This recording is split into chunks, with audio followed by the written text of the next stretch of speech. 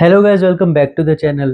Guys, अगर आप भी एक नई बाइक लेने का प्लान कर रहे हो और अभी तक चूज़ नहीं कर पा रहे हो कि कौन सी बाइक आपके लिए बेस्ट रहेगी या फिर कौन सी बाइक आपको लेनी चाहिए एज ए फर्स्ट बाइक, तो ये वीडियो जो है आपके लिए काफ़ी ज़्यादा इम्पोर्टेंट होने वाली है।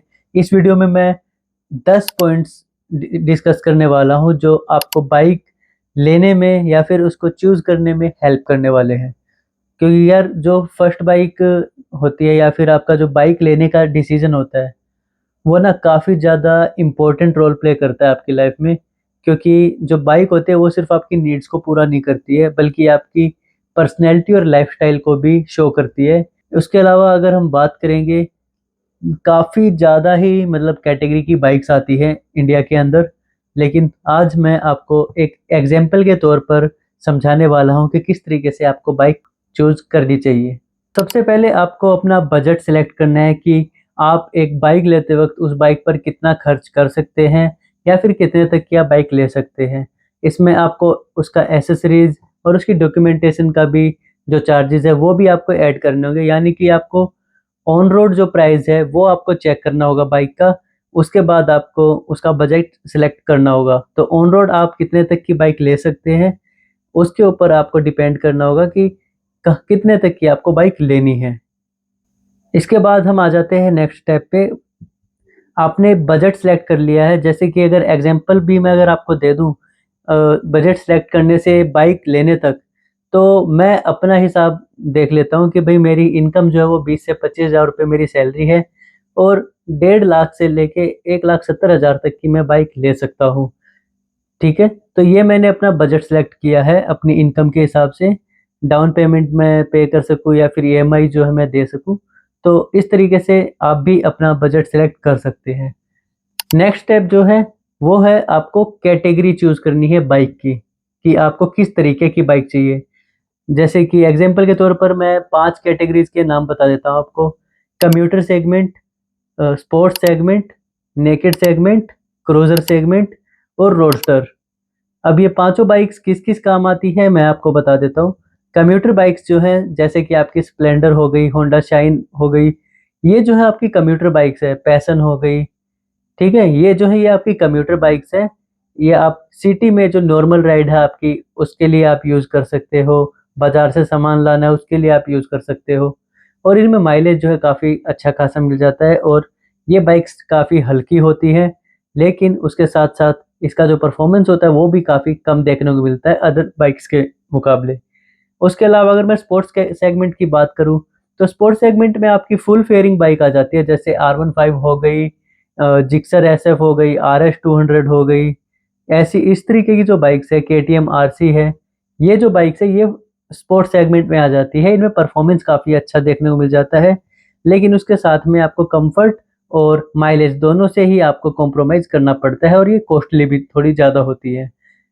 इसके अलावा अगर हम नेकेड सेगमेंट की बात करें, तो इनका इंजन भी स्पोर्ट्स सेगमेंट की बाइक के हिसाब से काफ़ी ज़्यादा अच्छा होता है। परफॉर्मेंस काफ़ी ज़बरदस्त होती है, लाइट वेट होती है बाइक्स। और इनको आप हाईवे के अलावा सिटी में भी काफ़ी अच्छे से हैंडल कर सकते हो। काफ़ी मतलब परफॉर्मेंस जो है अच्छा देखने को मिलता है और एवरेज भी आपको एक ठीक ठाक सी देखने को मिल जाती है।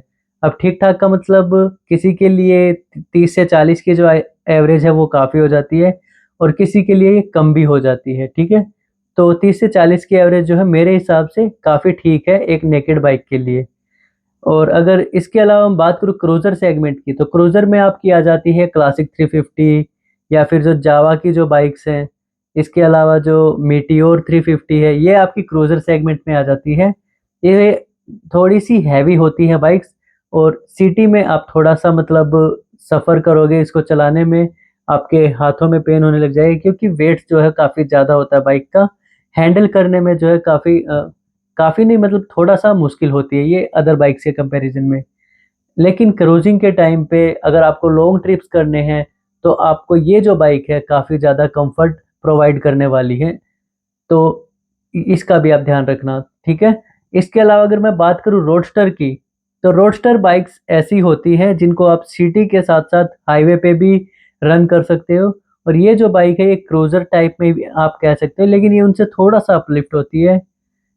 तो इनको आप काफ़ी अच्छे से हैंडल कर सकते हो, ठीक है। क्रूज़र से थोड़ा सा लाइट वेट होती है ये बाइक्स। और एग्जांपल अगर मैं दे दूँ आपको तो हंटर 350, होंडा की CB 350 RS, ये रोडस्टर बाइक्स के अंदर आ जाती है।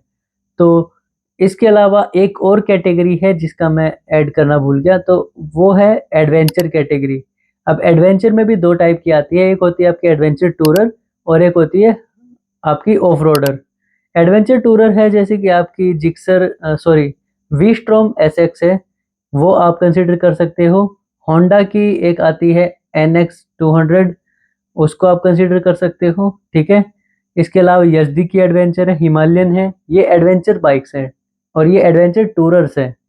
लेकिन अगर वहीं पे ऑफ रोडर की बात करूँ तो एक्सपल्स आप मान सकते हो। एक्सपल्स जो है वो एक ऑफ रोडर बाइक है, उसको हम टूरिंग में कंसिडर नहीं कर सकते। ये सारी जो कैटेगरीज है बाइक्स की, तो इसमें अगर अपने हिसाब से चेक करूं तो मुझे जो नीड है, आप अपनी नीड के हिसाब से ही हमेशा बाइक चूज करना।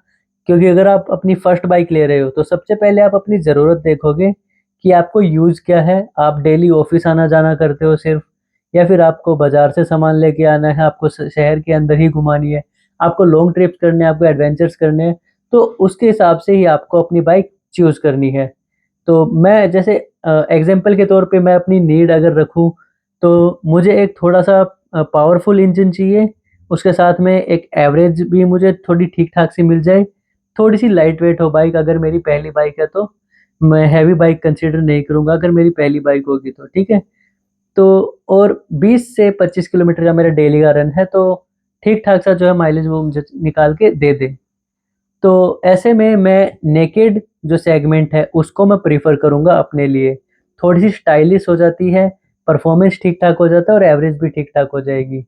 अब इसके बाद हमें चूज करनी है वे बाइक्स जो हम पसंद करते हैं। तो दो पॉइंट्स हमने कवर कर दिए हैं, हमने बजट सेलेक्ट कर लिया है, हमने अपना कैटेगरी सिलेक्ट कर लिया है कि किस कैटेगरी की हमें बाइक लेनी है या फिर किस टाइप की बाइक हमें लेनी है। अब आ जाते हैं तीसरे पॉइंट पे, रिसर्च करनी है गाइज। रिसर्च क्या करनी है, आपको यूट्यूब पे जाना है या फिर आपको दोस्तों से बात करनी है, या फिर आप थर्ड पार्टी एप्स भी काफ़ी सारे आते हैं, बाइक देखो हो गया, बाइक वाले हो गया, इन पे भी आप काफ़ी ज़्यादा रिसर्च कर सकते हो। गूगल पे आप रिसर्च कर सकते हो कि आपके बजट के अंदर कौन कौन सी जो बाइक्स है वो निकल के आती है उस कैटेगरी के अंदर। जैसे कि मैंने नेकेड सेगमेंट चूज किया है, मैंने 1,50,000 से 1,60,000 तक का जो ऑन रोड प्राइस है, 1,70,000 तक का जो ऑन रोड प्राइस है, वो मैंने सेगमेंट चूज किया है, ठीक है।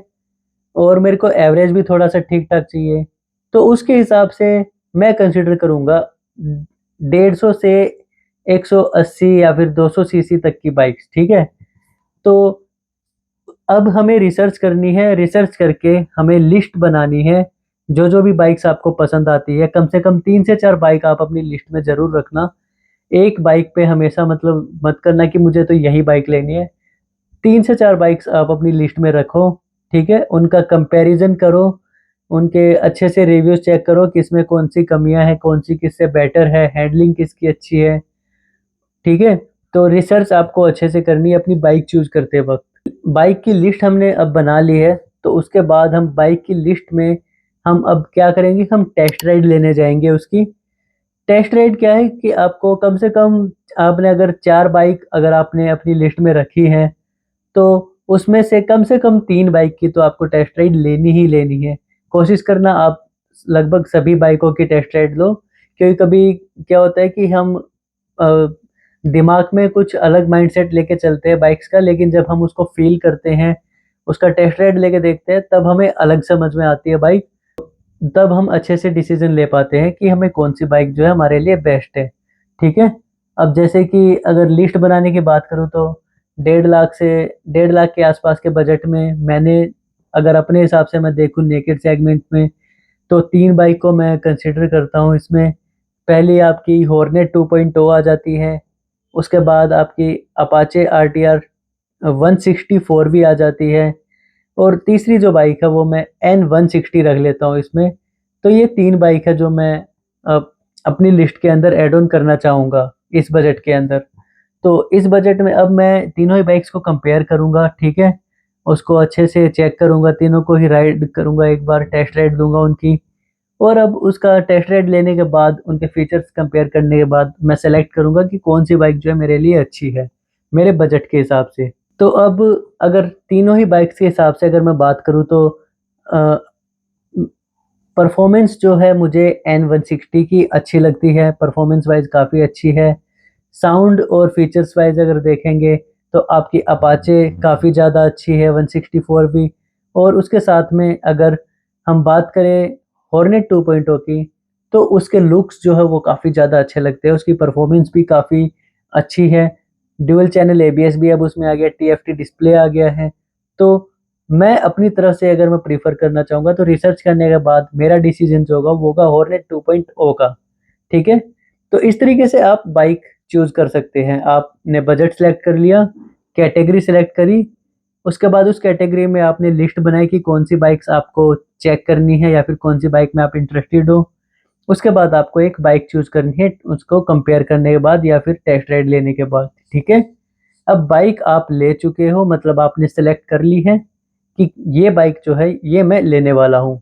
अब आपको जो है बाइक लेते वक़्त आपको फाइनेंस ऑफ़र्स और जो है एसेसरीज़ ऑफ़र्स है, वो सब आपको पता करने हैं शोरूम पे कि कौन-सा शोरूम जो है वो आपको अच्छे ऑफ़र्स प्रोवाइड कर रहा है और प्राइस जो है कहाँ पे आपको अच्छा मिल रहा है। अलग-अलग सिटीज़ में जो है प्राइस काफ़ी ज़्यादा डिफरेंट होता है। जैसे कि अगर मैं बात करूँ, हम हंटर लेने गए थे लास्ट ईयर, तो हंटर लेते वक़्त सोनीपत के अंदर प्राइस जो आ रहा था और गुड़गाँव के अंदर जो प्राइस आ रहा था उसमें 10 से 12 हज़ार का डिफ़रेंस था। अब इतने का तो पेट्रोल भी नहीं लगेगा अगर मैं वहाँ से चला के भी ले आऊँ तो बाइक का, ठीक है? तो हमने इस तरीके से 12 से 15 हज़ार अपने बचा लिए थे, एक दूसरी सिटी से बाइक परचेज़ करके। नंबर जो है वो हमें इसी सिटी का मिल गया था, लेकिन गुड़गाँव से जो है हमने बाइक परचेज़ कर ली थी। तो आप भी इसी तरीके से जो है अलग-अलग जगह पे प्राइस चेक कर सकते हो बाइक्स के और फिर उस हिसाब से आप उस बाइक को ले सकते हो। ऑफ़र्स आप चेक करो कि कौन-सा शोरूम आपको अच्छे ऑफ़र्स प्रोवाइड कर रहा है। उसके बाद जब आपने डिसीज़न बना लिया है कि आपको वही बाइक लेनी है, ऑफ़र्स भी उस पे काफ़ी अच्छे खासे मिल रहे हैं, तो आपको शोरूम पे जाना है। शोरूम पे जाके आपको वेटिंग पीरियड चेक करना है, ठीक है? वेटिंग पीरियड चेक करो आप कि कितना वेटिंग पीरियड है, कितने टाइम बाद हमें ये बाइक मिलेगी अगर अभी हम बुक करते हैं इसको। बाइक का जो है एक्चुअल प्राइस चेक करना है कि ऑनलाइन जो हमने चेक किया था और जो ऑफ़लाइन में जो बाइक का प्राइस है, शोरूम पे जाने के बाद जो वो प्राइस बता रहे हैं, क्या वो सही है? ऑफ़र्स आपने चेक कर लिए हैं, ठीक है? अब आ जाते हैं नेक्स्ट स्टेप पे। बाइक लेते वक़्त कौन-कौन से डॉक्यूमेंट्स जो है आपके लगने वाले हैं, उनके बारे में अब हम बात कर लेते हैं। 3 ही चीज़ें चाहिए होती है आपको सिर्फ़ बाइक लेने के लिए। सबसे पहले जो है आपका एक आईडी प्रूफ़ चाहिएगा, आधार कार्ड या पैन कार्ड या फिर आप ड्राइविंग लाइसेंस भी आप लगा सकते हो।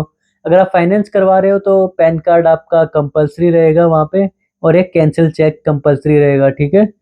इसके साथ-साथ आपको एक पासपोर्ट साइज़ फ़ोटो चाहिएगी और तीसरे अगर उसकी बात करें तो आपको एक एड्रेस प्रूफ़ लगेगा और एड्रेस प्रूफ़ जो है उसमें आप इलेक्ट्रिसिटी बिल जो है आप अपना लगा सकते हो। तो ये जो है डॉक्यूमेंट्स आपको नीड होगी आपको बाइक परचेज़ करते वक़्त। सेफ्टी गियर्स खरीदने ज़रूरी है। अगर आप हायर सीसी की बाइक ले रहे हैं तो आपको राइडिंग सूट पहनना चाहिए, आपको राइडिंग गियर्स पहनने चाहिए, ग्लव्स हो गए, राइडिंग बूट्स हो गए, हेलमेट हो गया। लेकिन अगर आप छोटे सेगमेंट की बाइक ले रहे हैं तो आप कम से कम ग्लव्स और हेलमेट ज़रूर पहनो, ठीक है? तो ये 2 चीज़ हैं जो आप इन्वेस्ट कर सकते हो और एक अच्छी क्वालिटी का हेलमेट और राइडिंग ग्लव्स आप ले सकते हो। क्योंकि जब आप गिरते हो तो सबसे पहला जो इम्पैक्ट होता है वो आपका हथेली पे, आपके घुटनों पे और आपके सिर पे ही आता है, तो उसके हिसाब से आपको अपनी एक्सेसरीज़ बाय कर लेनी है अच्छी क्वालिटी की। जब आप बाइक की डिलीवरी ले रहे हो तो उस टाइम पे आपको बाइक का पूरा अच्छे से इंस्पेक्शन करना है। जब आप बाइक को देखने जाते हो तो वो आपको अलग बाइक दिखाते हैं और जब आप आपके सामने जो आपकी बाइक खड़ी होती है तो उस टाइम पे भी आपको इंस्पेक्शन करना चाहिए। कहीं पे स्क्रैच तो नहीं है, कहीं डेंट तो नहीं है, पेंट तो नहीं कहीं से उतरा हुआ है, कहीं से रस्ट तो नहीं लग रहा है बाइक के मेटल पार्ट्स पे। ये सारी चीज़ें आपको अच्छे से देख लेनी है और उसके बाद आपको सर्विस शेड्यूल जो है वो भी आपको पता करना है कि कब कब आपको सर्विस करवानी है बाइक। ठीक है, तो इन सारी चीज़ों का आपको ध्यान रखना है। प्रॉपर डॉक्यूमेंटेशन आपको अपने साथ रखनी है। कीज़ आपको हैंड ओवर होनी चाहिए अच्छे से। ठीक है, काफ़ी सारी मतलब इस तरीके से आप अपनी जो है डिलीवरी के टाइम पे ध्यान रख सकते हैं। अब लास्ट में एक ही पॉइंट बचाता है, वो है आपकी बाइक का मेंटेनेंस। जिस तरीके से शोरूम वाले आपको बताते हैं कि इतने इतने किलोमीटर पे इसकी जो है फर्स्ट सेकंड थर्ड सर्विस होगी, आपको उसी तरीके से ही सर्विस करवानी है। लेकिन उसके साथ साथ आपको एक अच्छी क्वालिटी का चैन क्लीनर, चैन लूब और ब्रश, ये सब आपको अपने साथ कैरी करने हैं चैन मेंटेनेंस के लिए। ब्रेक्स आप प्रॉपर चेक करते रहो। एक WD-40 आप अपने साथ रख सकते हो, जहाँ पे जितने भी मूवमेंट वाले जो पार्ट होते हैं बाइक के, जैसे ब्रेक लीवर्स हो गए या फिर अ, नीचे गियर्स हो गए, वहाँ पर आप WD-40 का यूज़ कर सकते हो ताकि वहाँ पे रस्ट ना बने और वो अच्छे से प्रॉपर वर्क करते रहे। तो ये थे 10 पॉइंट जो आप अपनी बाइक परचेज करते वक्त ध्यान में रख सकते हो या फिर आपको ध्यान में रखने चाहिए। अगर वीडियो आपको पसंद आ गई है तो वीडियो को आप लाइक कर दो। चैनल पे अगर आप नए हो तो चैनल को सब्सक्राइब कर दो और मिलते हैं नेक्स्ट वीडियो में। तब तक के लिए राइड सेफ, स्टे सेफ।